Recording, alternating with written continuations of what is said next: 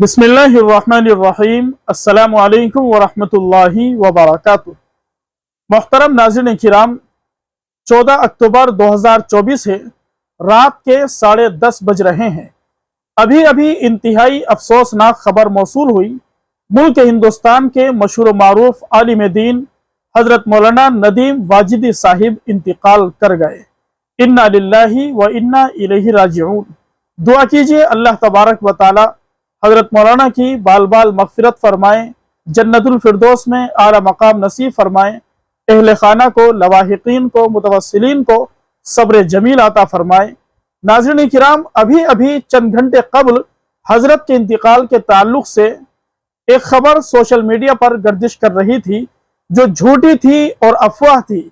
उस खबर की तरदीद हजरत मुफ्ती यासिन नदीम वाजिदी साहिब ने कर दी थी, लेकिन अभी अभी 10:30 बजे हजरत मुफ्ती यासिन नदीम वाजिदी साहिब ने यह पैगाम दिया, हमारे सर से हमारे वालिद मोहतरम का साया उठ चुका है।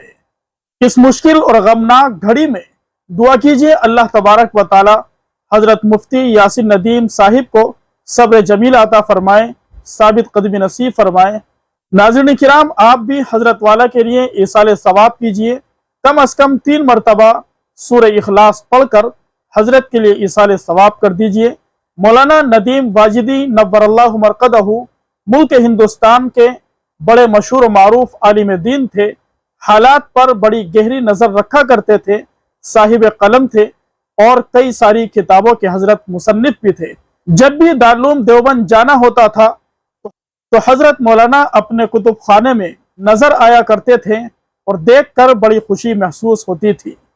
बारी ताला हजरत मरहूम की मगफिरत फरमाए, जन्नतुल फिरदौस में आला मकाम नसीब फरमाए, हिसाब किताब में आसानी का, नरमी का, साबित कदमी का मामला फरमाए।